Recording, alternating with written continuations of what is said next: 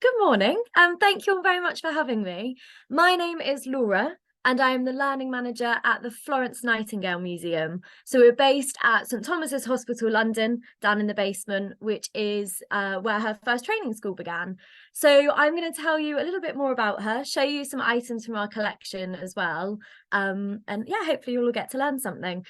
She is obviously quite a well-known figure. Most people are familiar with the name, but there are some things about you that might surprise her. So Florence Nightingale was born in the year 1820. That's 1 year after Queen Victoria. So she was very much a Victorian woman. As you can see the picture here, she's very stern looking, hair scraped back, long black dress. This is how most people do picture her. Surprisingly to some though, she was not actually born in England. She was born in Italy, in the city of, you've probably guessed, Florence. The Nightingale parents were that lazy. They simply looked around and thought, Florence, that'll do. And this was a really unusual name in 1820. All that time ago, Florence was traditionally a boy's name. So rather unusual to be given to their baby daughter. It's become more popular as the years went on, but Florence does have a sister as well. Her sister was named in exactly the same way. The parents looked around, but they were in the city of Naples this time. Now, its Greek name was Parthenope at the time, so her sister was called Parthenope Nightingale. Did not catch on quite as much as Florence did, and they soon gave her a nickname at a very early age. They began to call her Pop for short. And those of us with sisters, I'm sure we all realise Pop is a perfect nickname for a sister. They are always popping up when least expected, and Parthenope was no different. The sisters were extremely different from one another. While Florence loved nothing more than sitting down and reading and studying, Parthenope was much more artistic, floating away, doing the very traditional Victorian things. Now, both girls born in Italy, actually born during their parents' honeymoon, both of them, and they are not twins. The Nightingale family was so wealthy that they went on a honeymoon for 3 years after they got married and returned back home as a family of four. And when I say back home, there wasn't just one house. They had two really big houses. One called Lea Hurst, which is up in Derbyshire, and one called Embley Park, which is down in Hampshire. So extreme privilege from a young age. They had everything they wanted, beautiful dresses and clothes. They'd have big parties as well. The likes of Charles Dickens and Charles Darwin would come to their parties. But they could not have everything. This was the Victorian times, and girls could not go to school. As much as Florence wanted to learn, as much as she always had a book in her hand, she was not allowed to be educated formally. School was only for the boys. They could go, they could do all the learning, and the girls just had to stay at home. And now they were taught to do some things. The types of things you can see here, they'd have a governess. You see Florence is sat down embroidering. They were taught a lot of sewing and also things like dancing. Parthenope enjoyed all of that. Florence, not so much. She got the nickname Bookworm from a very young age. She loved to learn. And eventually, her father had enough. He realised she wasn't satisfied with what the governess had to teach, so he home educated the girls. They became homeschooled. And for Florence, that's when the fun began. She got to learn English and Latin, everyone's favourite, history, and her and mathematics.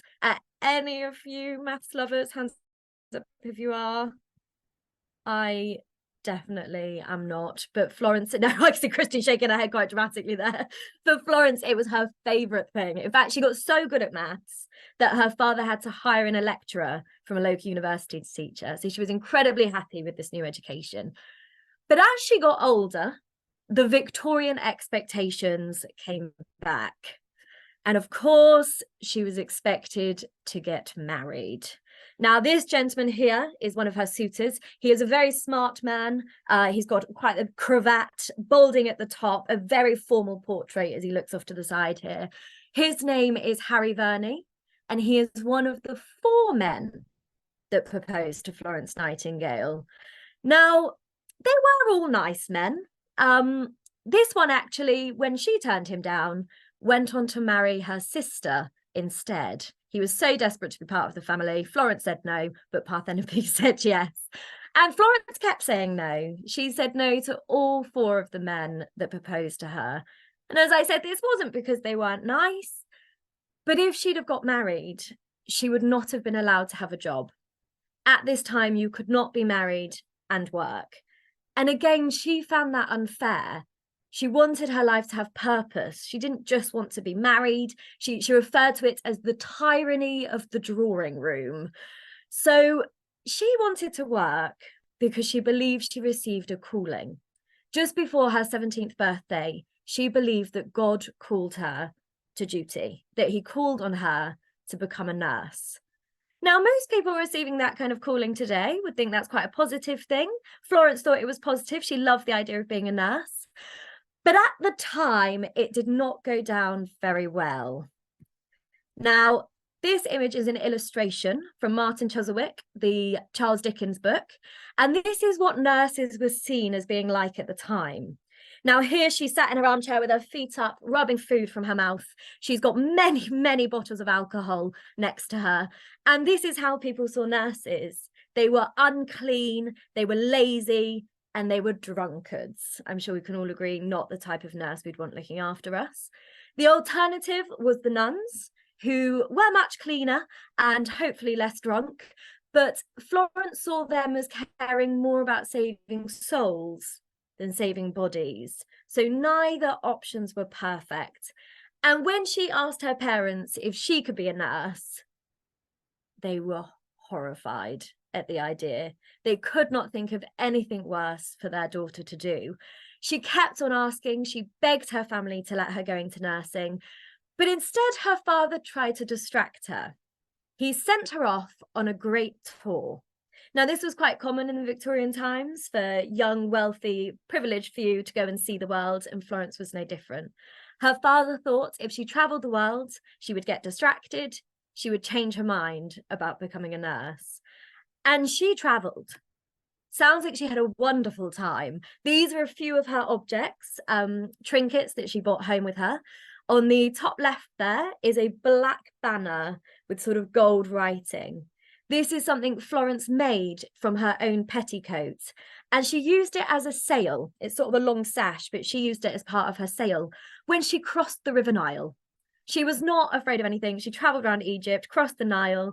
To the right is a very strange contraption. It's sort of a wooden, I'm not quite sure how to describe it. It's a wooden ledge almost. It looks like a big beetle or something, but it's actually a pillow. I personally wouldn't want to sleep on it. It looks incredibly uncomfortable being made of solid wood, but it was a really luxurious object at the time. The alternative was to have your head on the ground covered in bugs. And this was actually gifted to her by an Egyptian sheikh because he was so impressed with her bravery. She also loves animals. And she absolutely loves nature. So at the bottom is a small wooden oval box that's open, and inside is actually the skin of a snake. Again, quite an unusual travel trinket, but it shows as she went around, she wasn't just having fun, she was challenging herself, she was researching, she was learning new things. And as part of this trip, she got to read all the books that she hadn't been allowed to read at home. She snuck into hospitals, she had a good look around at how they were being run, and she really used it as a study trip. Now, one object she brought home that I don't actually have an image of is a pet, a bit more alive than that snake is. She actually came home with an owl that she had found in Greece, and this became her most favourite pet. She called it Athena because she'd found it in Athens, and it would sit upon her shoulder and keep her company. So all in all, it sounds like she had a fantastic time, but it did not work as her father had planned. It did not change her mind about being a nurse. And when she got home, she knew more than ever that nursing was the only job for her. And the Nightingales finally agreed that she could go off and train. Now, Florence was sent to Germany for her nurse training. She trained to be a nurse for the next 3.5 months. Again, I'm sure none of us would want to be looked after by a nurse that had only trained 3.5 months, but it's all she had. And it was just watching the nuns in action, not really training at all. But she was finally a nurse. That's what mattered. She came back to England, moved to London, and got her first job at a hospital for ladies on Harley Street. She describes herself as being as happy as the day is long. She finally got to be useful. She finally got to care for other people. And she thought she could stay at that hospital forever. She was learning so much on the job. However, in 1853, her story begins to get quite serious. She was called to help once again, this time not by God, but from the General Secretary of War. For in 1853, the Crimean War had begun. Now, the Crimean War, it started between the Russian Empire. On the map here, it's a very large area at the top, the big orange area, and the Ottoman Empire, mainly what is modern-day Turkey, which is a sort of green colour there at the bottom. Now, it started just with Russia and Turkey, but less than a year into the war, Great Britain and France got involved as well.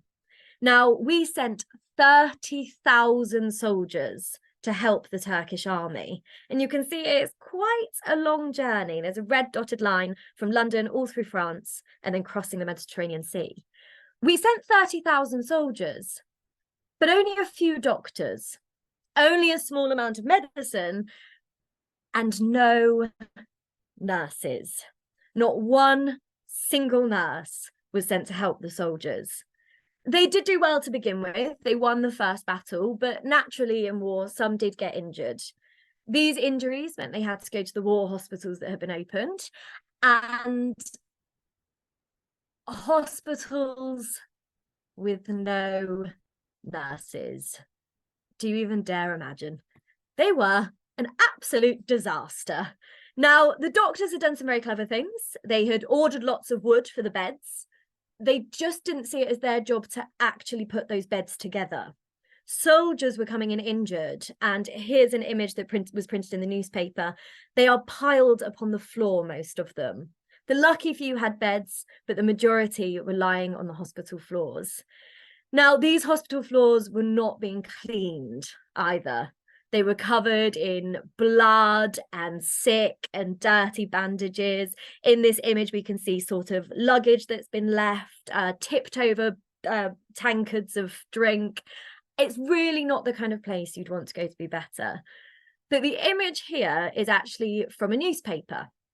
See, with the invention of the printing press and the photograph and the telegram, word got back home quicker than it ever could have before. This was a newspaper actually printed back home. Everyone could see what was happening, and they were absolutely horrified that our brave soldiers could be treated in this way. So things had to change. The people in charge put their heads together, and luckily, the General Secretary of War had heard of Florence Nightingale and her work. So he asked her to help.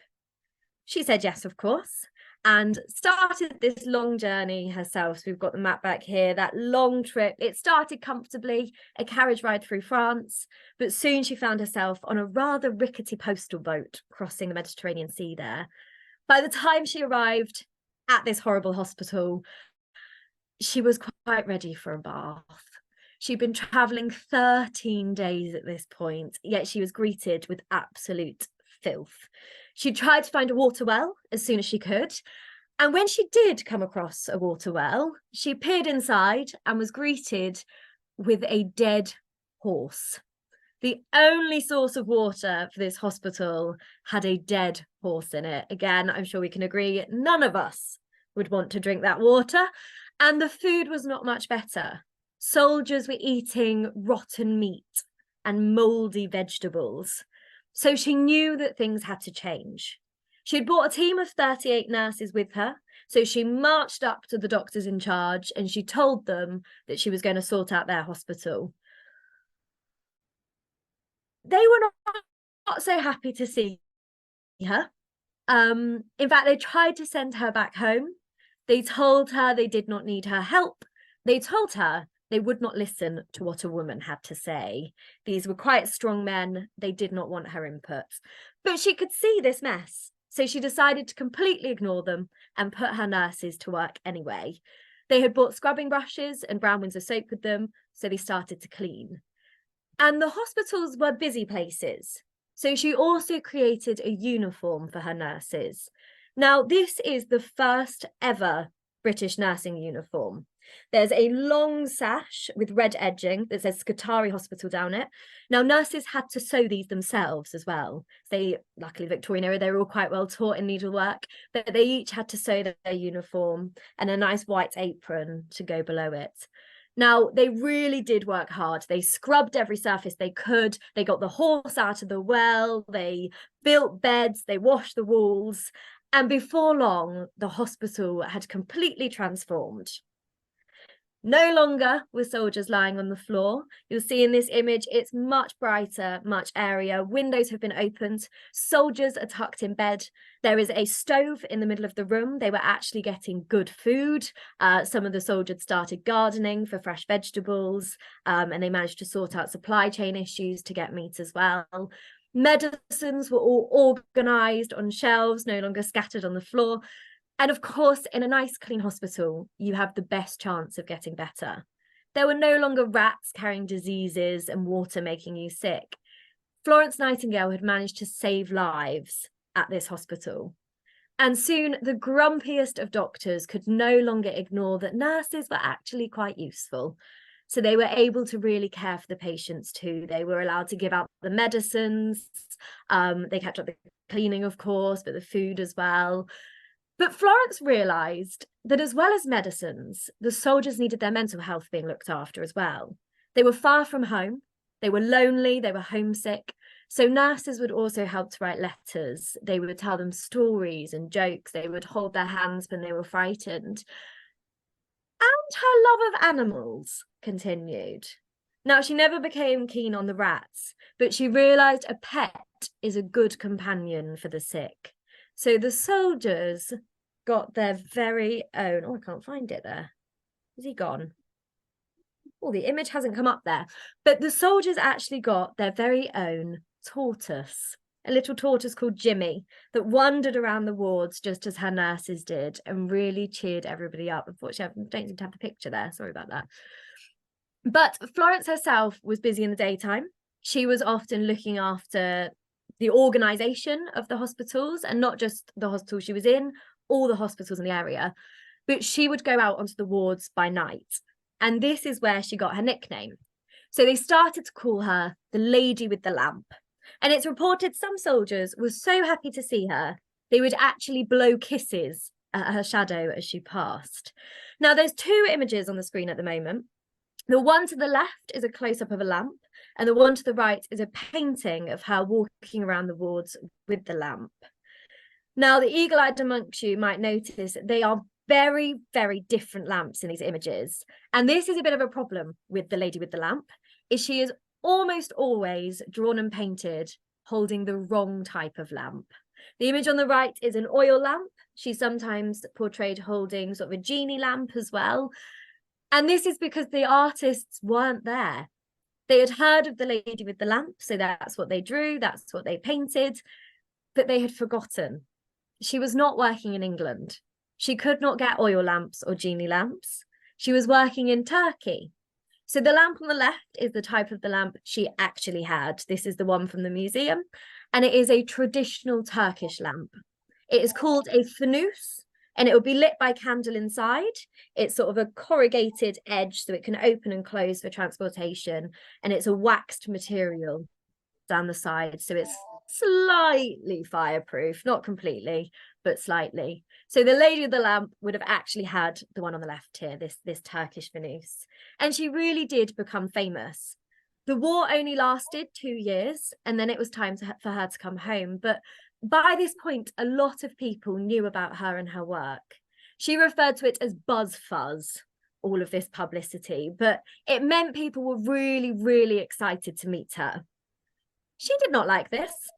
She wanted to get home and go to bed. So she actually travelled home using a pseudonym, a pretend name, so nobody would know that she was Florence Nightingale. And she chose to call herself Miss Smith. think we can all agree, a genius pseudonym if you don't want to get caught. People thought she was Miss Smith and not Miss Nightingale. She got back home and straight to bed. And that is where she stayed. She stayed in her bedroom for the next 11 years. And she wasn't being rude. She knew people wanted to be kind to her, but she was actually incredibly unwell. She had caught an illness while she was away called Crimean fever. Now, this was a chronic illness, and she was unwell because of the food she had eaten. She had eaten rotten goat meat, and she had drunk unpasteurized milk. So she suffered these awful aches and pains and fevers. So she went to bed and stayed there. For the remainder of her life, she did suffer from ill health. We've recently acquired at the museum her wheelchair that you can see pictured here. It is a really beautiful piece. It's actually made from her favourite armchair. She chose a chair that she would be comfortable in, so it's got a lovely padded floral seat, wooden arms, and then had big wheels attached to it, so she knew she'd be comfortable as she was travelling around. Despite being bedbound for the majority of these 11 years, she was still incredibly productive. These became some of the busiest years of her life, for she started to write. Now, this is an image of her writing desk, a gift from one of her neighbours. It's a really lovely wooden box with sort of gold detailing around the edge, covered in fruits and vegetables of all things, to make it look so ornate. Her inkwells and pens would be kept at the top, her paper inside, and she really, really wrote. Queen Victoria actually asked her for a war report, and she wrote over 800 pages explaining exactly what had gone wrong at the hospitals during the Crimean War. She told them how important it was for hospitals to be clean. She explained how useful nurses could be. And once she started, she kept on going. She wrote over 15,000 letters in the end, and over 200 books and pamphlets. Her most famous book is imaged here, a nice leather-bound book, and gold on the front, it says Notes on Nursing by Florence Nightingale. This book has never been out of publication since. We still sell hundreds and hundreds of copies a year here, and it really explained to people the importance of nursing. Now, with all of this love of writing, she did find it could be hard at times. It can be really hard to explain yourself when you're talking about numbers and figures. So Florence used her love of maths again. She started to create diagrams and graphs instead. Now, I know not many of you admitted to being maths lovers, but this is some of her best work. I'm not even sure where to start explaining this, for I'm also not maths minded, but it's actually the predecessor to the pie chart. It came first, and it's kind of sections in a circle, all in different colours and shapes, and it represents why those soldiers were dying. Now, the biggest area is blue, and that represents those that were dying of disease. That's much bigger than those actually dying of war-related reasons. And graphs like this actually made it much easier for her to explain what she meant. And it also got her well known in mathematical groups. There's a group called the Royal Statistical Society here in London, and they decided to make her a fellow. She was the first woman to be given this honour, and most men got 4 signatures of support, and she got 11. But here is her certificate. It says Statistical Society of London at the top, her name, Miss Florence Nightingale. But if you are to read it closely, they actually make an error. It says, do hereby certify that he is a fit person to be admitted. They called her he. They never thought a woman would be that good at maths. So they never put the less in there for her to make it she. But regardless, she was just glad that people had really started to listen to her. People began to take her advice. She helped design hospitals. She changed social reforms. And she was even able to open her very own school. The Nightingale School for Nurses started where I'm sat right now, the Florence Nightingale Museum, at St Thomas's Hospital. And for the first time in this country, nurses were being trained properly. Well, she had had 3.5 months of watching the nuns. Her nurses trained for years. And I have an image here on the left is the nursing uniform. She'd found those sashes so useful at Scutari Hospital that she decided all nurses should have a uniform. I'm sure most nurses today would prefer not to wear something like that. It's a very, very long, heavy dress, stripes all the way to the floor, and these giant puffed mutton sleeves. Not the most comfortable, but it had a purpose. Nurses could be spotted. And on the right, there is a badge. Now, it's much smaller than that in real life. It's a little blue cross. This showed that they were a Nightingale nurse, something worn with great pride. And Nightingale nurses taught other nurses, and not just in England, they taught nurses all around the world. And soon nursing had completely changed. From a job just done by the nuns and the drunkards to a really respected job, a job done by kind, clean, caring people. And really that is her legacy. She's often called the modern mother of nursing, or the mother of modern nursing, for she completely changed it as a job. But in the year 1910, she did eventually die. Now, this is one of the final images of her. She's quite snug. She's very much an older lady, tucked up in bed, a scarf around her head, cosily looking at her flowers on the side. She actually lived to be 90 years old, and this was taken when she was 87, so very near the end of her life. Now, she did have an unusual dying wish. She asked for her body to be thrown into the nearest graveyard. That's her exact words. She did not want a big ceremony or fuss at her death. She's instead buried down in Hampshire with a gravestone that's simply marked just with an F and an N. But as I say, regardless, she lives on. She is still remembered in every nurse that gives the best care. She's still remembered in the museum, and now all of you who've spent your morning learning a little bit more about her.